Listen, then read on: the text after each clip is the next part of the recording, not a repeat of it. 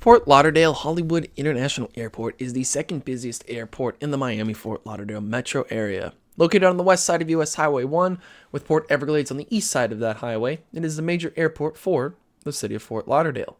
Even though it's not as important of an airport as Miami International is, which handles most of the major international flights in the Miami-Fort Lauderdale metro area, still a major hub for airlines such as Spirit, JetBlue, and Southwest, with Delta having the largest presence out of the big three, which includes Delta, United, and American. What's going on, everyone? My name's Cool Titanium 68, and on today's American Airport Expansion video, we're going to be discussing Fort Lauderdale's master plan for their international airport.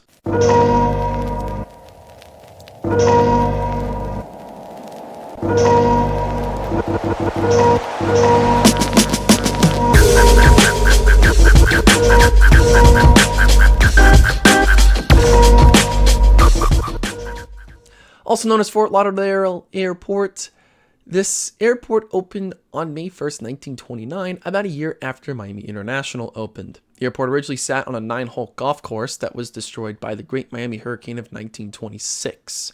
Bought for $1,200 at the time, which adjusted to inflation is about $22,000. This airport opened with two crisscross unpaved runways under the name Merle Fogg Field. At the start of World War II, the U.S. Navy commissioned the airport and was renamed to Naval Air Station Fort Lauderdale. Both runways were paved, and they built a control tower. And the main purpose of this airport during World War II was to retrofit civilian airliners for military service before they were ferried over to Europe and North Africa. The Naval Air Station would close on October 1st, 1946, and the airport was then transferred to Broward County and was then renamed to Broward County International Airport. Again, for decades, it was a very respectable airport. By 1974, Braniff, Delta, Eastern Air, National, Northwest Orient, Shawnee, and United all had services to and from Fort Lauderdale, with Delta and Eastern being the dominant carriers. By 1979, after the airline industry deregulation, Air Florida, Bahamas Air, Florida Airlines, Mackey International, Republic Airlines, Transworld Airlines, and Western Airlines also served the airports. Low-cost airline traffic started growing right around the 1990s as well. Southwest opened their base of operations in 1996, with Spirit following suit in 1999 and JetBlue in 2000. Spirit Airlines designated Fort Lauderdale as a hub in 2002, with JetBlue making the airport a focus city in 2003. Now, U.S. Airways was also planning a hub at Fort Lauderdale in the mid-2000s as part of its reorganization strategy before it merged with American West Airways in 2007. Eventually, low-cost competition forced several major legacy carriers to cut back service, with United pulling out entirely in 2008, and American moving its New York and LA services to West Palm Beach in 2013. Nowadays, Fort Lauderdale is planning some big expansions across their master plan. 2003 saw the airport handle 35.1 million passengers, about 1.6 million behind their current passenger record, which was set in 2019. Now, they want to build the airport out so they can accommodate the current growth that has gone on since they completed their previous master plan in 2010. Why? Well, since 2010, the growth of low-cost and ultra-low-cost carriers has significantly impacted the airport, allowing for new travel destinations to secondary airports at a lower cost. On top of this, the airline industry has been growing since the 2008 financial crisis, outside of 2020, as well as the consolidation of domestic airline industries, with mergers like the United Continental merger, the American US Airways merger, and then the Southwest AirTran Airways merger. With this, there's also growth of transportation network companies such as Uber and Lyft, which have caused a shift in ground transportation demand. Now, since the completion of the 2010 master plan, there have been other projects that have gone on since.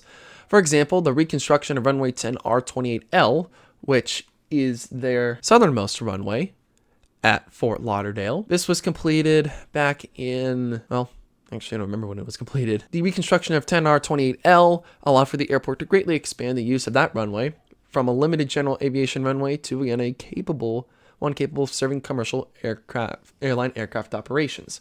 Because as you could probably tell, the whole west side of the airport is pretty much for general aviation. And at that time, let's say if we go back to about 2010, this used to be a small runway for, general aviation companies. And they would use 1331 as its main airport, as its second runway. Now, the problem with that is that, you can't really you can't have a landing and a takeoff runway at the same time, which is what they plan to do with that.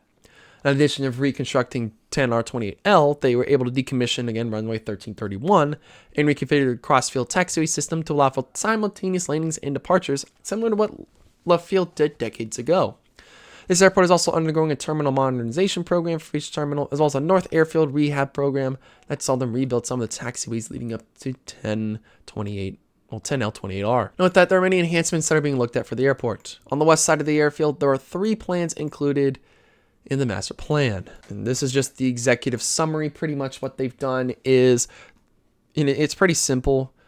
Pretty much number 3 is a new taxiway that will be parallel to taxiway C, which goes directly up to 10L. A new parallel taxiway connecting north and south airfield, as well as the extension of taxiway H to allow for airliners to go the whole way without, I think, having to go all the way down taxiway I, which lands directly next to that airport. So pretty much this would have to be redone and would have to redo some of the general aviation tarmac, because there are a couple of parking positions that they're going to have to tear out, as well as here too. This will go north, and then they'll also build out west so that they can better connect this area here, which we'll talk about in a little bit. Now, when it comes to terminal expansion, they sought to increase the airport's gate numbers from 65 to a bare minimum of about 95, so at least adding another 30.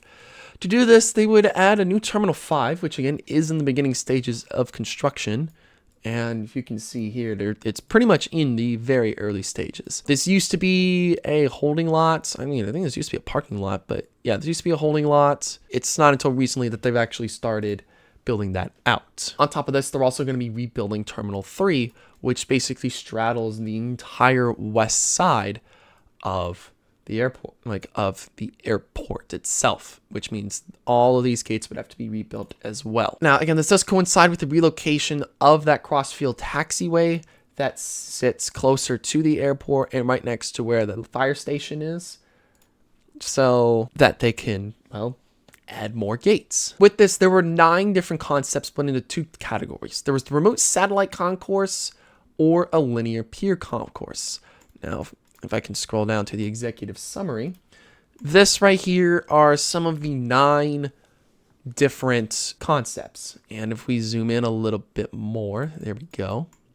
So concepts 1 through 4 pretty much did add gates, but I believe there were some that were a little bit different compared to some of these. But pretty much what they would do is just rebuild Terminal 3 to an extent, so that they could handle, this would just be a plain building, so the 2 jets that come off of here would not exist, and then they would better connect this here. But then on the very west side, kind of where this taxiway is where they would build that remote satellite concourse. The concept number 3, so that is this one over here, is actually one of the few that would increase this up to 100, if I'm correct. Yes, so that would increase it up to 100, because unlike 1 and 2, which did go up to 95, this would utilize a tunnel instead of a sky bridge like what 1 and 2 would do. 4 would do the same thing, but it wouldn't. But what they would do is they would add a lot more wide body gates onto the west side of that pier, kind of similar to what Terminal 3 did, but Terminal 3 was majority narrow bodies, and then the main building would be wide bodies, whereas here it's a mix of wide body and narrow bodies. Now, concept 5A, so that is this one here. What this would do is this would jet out to, I think this would be overhead sky bridges, but would be tall enough to allow for at least 4 wide bodies in the middle. And what this would do is you could allow for the reconfigure of this to either wide bodies or narrow bodies, depending on what you want. Instead of having a total of 32 narrow body gates on concept 5A, there would be a total of 34. And that is partially due to the fact that everything on the west side here can be switched to either narrow body or wide body gates. So concept 5A would be one of the few that would be 97, and this would actually be one of the few that has more than 100. On top of the 5 satellite concourse piers, the airport was also looking at building linear concourse piers. Now, with concepts 5B through 8, let me scroll down a little bit more so you guys can see that on here. So with these 4, they would utilize linear concourse piers. Now, Concept 7 was a little bit different in that they would actually build they would actually partially rebuild Terminal 4 and just extend that. Now, that one in and alone would only increase the capacity up to 76 instead of the needed 95. Taking a look back here, concepts 5B and 6 were pretty similar to each other, but what they did is with 5B, there would be the northern little concourse area, and they would do the same thing over here and over here, but there'd be a lot more stuff to utilize for that. And pretty much this portion here, and then the southern portion would be either wide body or narrow body gates, depending on what's needed, with a sky bridge going over, so you don't have to go all the way back and over to come over here. Now with Concept 6, what they did is they eliminated this little pier here and the southern pier, and they just put it all here. And they put it all like this, where it would just be wide bodies, would be narrow bodies all the way around on through both concourse piers. But then the main center portion of Terminal 3 would be narrow bodies, and then there'd be another 2 here. Now, with that, Concept 7 would actually extend, that would extend outward towards the former Avis lot, kind of pushing, and actually talking a little bit more, this would actually push Terminal 5 actually farther outwards into that Avis lot as well, instead of there being a little bit of extra space like some of the other ones. Now with Concourse 8, this would actually be the largest build out at 108 gates. Now keeping in with the dual concourse piers, what they did is they would still have a southern concourse pier, but there would be 2 sub piers on top of the main pier, on top of the main northern pier, which would only be narrow bodies, and then the interior would be mainly wide bodies, and there would be no gates on the renewed terminal, on the new Terminal 3 building itself. So it would be the largest build out, but I believe they decided to not go with Terminal 8 Concourse, being 8, they decided to go with Concept 6.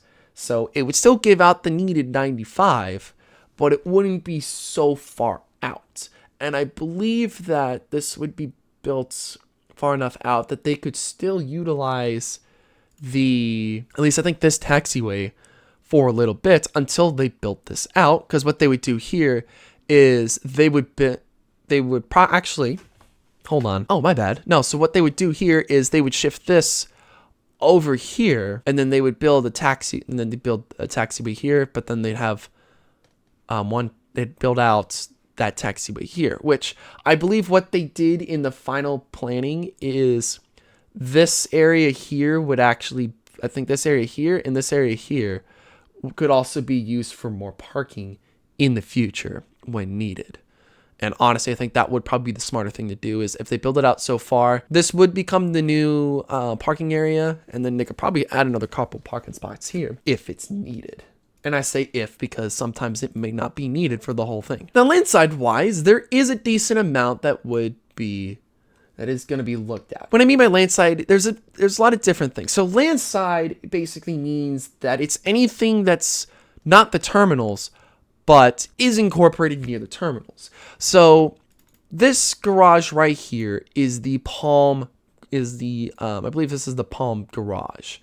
And the reason why we're just going to be talking about the Palm Garage is because what they're going to do here is they're going to rebuild the current 4-level parking garage, which currently holds about 2,500 spots, to a new, smaller 7 to 9 level parking garage that can fit anywhere between 3,500 and 3,700. And the reason why they would want to do something like that is because, and we'll talk about this later, is there is going to be some new stuff that they're going to build. Even though there will be a smaller footprint, will still add, again, it'll still add capacity to the airport. Now, in this new empty land, so what they're going to do is they're going to kind of make it a little bit smaller right about here. So right around this area is where is about the size it'll be. They're going to add a new 300-room hotel in this area here, on top of a new walkway plaza and the automated people mover system. There are plans to eventually expand the commercial center to that west side. And that'll be done once Terminal 3 is built out. Now, the next big thing is going to be that automated people mover system. And with that, there's also going to be an intermodal center, which we'll talk about once we finish out with the automated people mover system. Now, this automated people mover system at its full build out is not only going to connect all the terminals here, it's also going to connect the new intermodal facility, and it's also going to connect up to Port Everglades.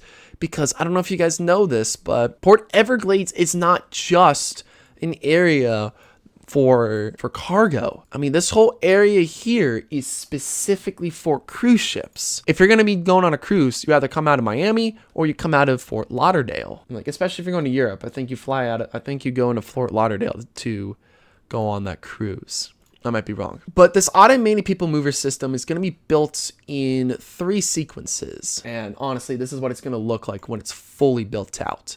So the first thing that they're going to do is they're going to build out to about here. So this is where they're going to stop, and they're going to come here. Now, I think the intermodal center will be built as well at the same time, because let's say you're going to go to the intermodal facility, you switch here, and you can go either that way or come here. And the reason why they're going to do that is because, well, while they're doing that, they're going to be rebuilding the Palm Garage. They're going to be rebuilding the Palm Garage. And then once all of this is finished building out is when they're going to do phase 2, where they're going to complete this loop. Where they'll complete the loop around. And then phase 3 is going to add stuff going up there. And I believe this is where they had talked about it. Yeah, this is where they had talked about the new 7-line level Palm Garage. This will be the new hotel with the new commercial center here. And that'll be where the modal center is. And then with the automated people mover system, I believe looks like they haven't actually talked about it. Okay. So, so with sequence 1B, what they're going to do, again, they're going to close that loop. And then if they eventually go out with a long-term redevelopment of Terminal 3, they're going to also probably push that a little bit farther out towards Terminal 3 when they build out, so they could have that going there. Now, taking a look at the intermodal center, this is going to be like an 8-level planned facility. So, of course, on almost all the levels, there's going to be a garage. Like, that's how it's going to work. It's going to be split into 2 phases, and it's going to also provide about 6,700 to 6,900 garages. Now, the western half over Loop 1 will be built first, which will cover about 4,500 spaces. And then the eastern portion being built in phase 2, which will add an additional 22 to 2,400 parking spaces. Now, that very first level is going to act as a regional transportation transit center, again, to provide connections to mass transit. Now, I think that the rail next to the airport is specifically freight. I don't think that this here does offer passenger rail service to anywhere in Miami or Fort Lauderdale. So, I think this is specifically freight. I digress. Not that big of a deal for that. Now, the second level is going to be strictly vehicle parking. Levels 3 through 5 is going to contain that automated people mover system. So this whole thing here is going to be levels 3 through 5. It's also going to come with a bunch of other things on top of parking at concessions. And then 6 through 8 is mainly going to contain vehicle parking, a courtyard, and then if you can see on top, there may be a possibility that they'll add some office spaces on top. Not 100% sure, but it could happen. Could be something that they could rent out so that they can at least make a little bit of money on top of the automated people mover system.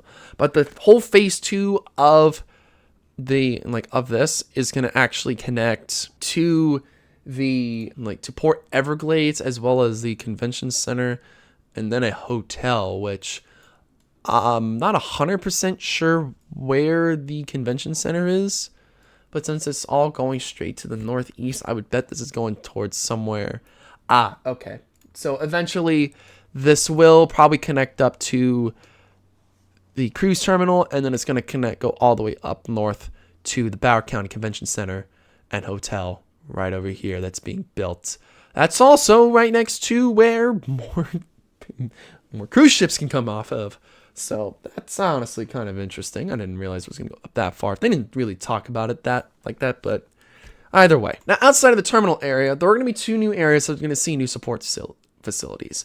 Now, one of them is going to be on the northeast parcel of land, and then the whole entire west side is going to be the other section that's going to be worked on. Now, starting off on the north airfield parcels, there's going to be one project that is going to add another 2 tanks to this area. So this is going to add an additional. So currently there are 4 1.5 million gallon tanks. There's going to add 2 more over here, and there is space to add another 2.